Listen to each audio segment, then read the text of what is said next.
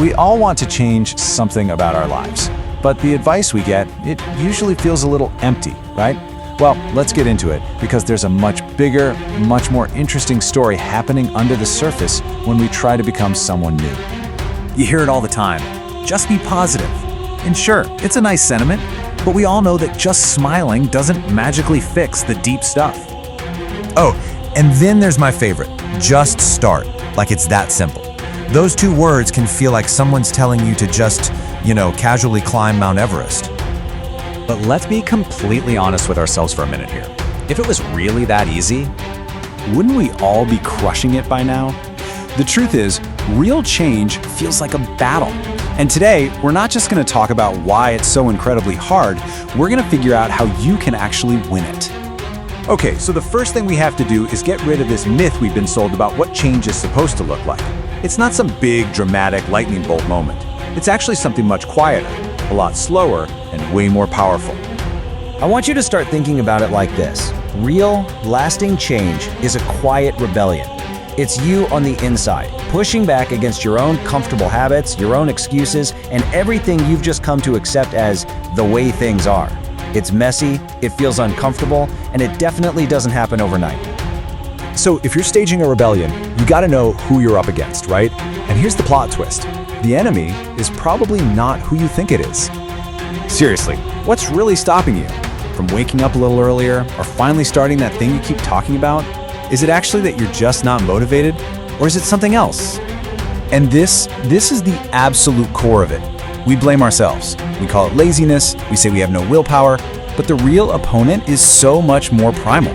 It's your brain's ancient safety instinct. Its number one job, above all else, is to keep you safe. And to your brain, safe means familiar. Change is the opposite of familiar, so your brain flags it as a major threat. And to stop you from doing this dangerous new thing, your brain gets really clever. It disguises its fear as perfectly sound logic. It starts whispering these things that sound so reasonable. You can't. Hey, remember last time? You tried this before and it didn't work. Honestly, what's even the point? That's not the truth talking. That's your survival instinct trying to keep you right where you are. And knowing that, well, it changes everything. We have to completely reframe that feeling of resistance. That discomfort you feel when you're trying something new, that's not a stop sign. It is the doorway. It's the only proof you need that you are absolutely on the right track. Okay, so if we know the enemy is our own brain's hardwired resistance, how do we fight back? Well, not with some huge all-out assault. No, you use a secret weapon. See, the key is to fly completely under the radar of that internal alarm system. Massive, huge actions, they set off every alarm bell in your brain. But a micro action, one tiny, almost laughably small step, your brain can handle that. And when you repeat that tiny step over and over, you're not just building a habit, you are quietly, sneakily building a whole new life. So what does this look like for real? Don't try to become a 5 a.m. person overnight. Just wake up 10 minutes earlier. That's it. Don't try to fill out a whole journal. Just write down one single thing you're grateful for. Can't do a full workout? Fine. Do one push-up. Just one. This isn't about getting a huge result today. It's about building the identity of a person who shows up.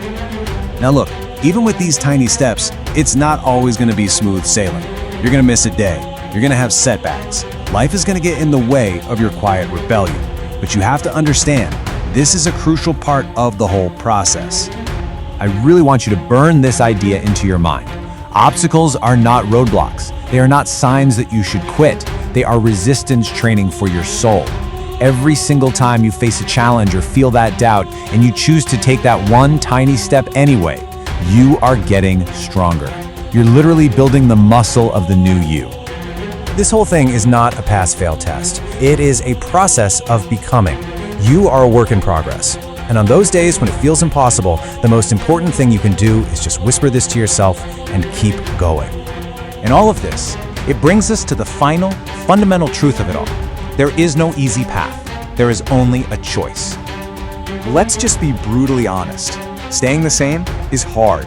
It's the slow, quiet pain of regret, of feeling stuck, of always wondering what if. But you know what? Changing is hard too. It's the discomfort of stepping into the unknown, the fear of failure, the work of letting go of who you used to be. Both paths are hard. Both take work. So the real question was never about how to avoid the difficulty. The question has always been, which hard are you willing to choose? The pain of staying stuck or the growing pains of becoming who you know you can be? At the end of the day, you have to choose your hard. Because every single day, with every one of those tiny micro actions, you are writing the next page. You're the author of this thing. So the only question left is, what story will you choose to write?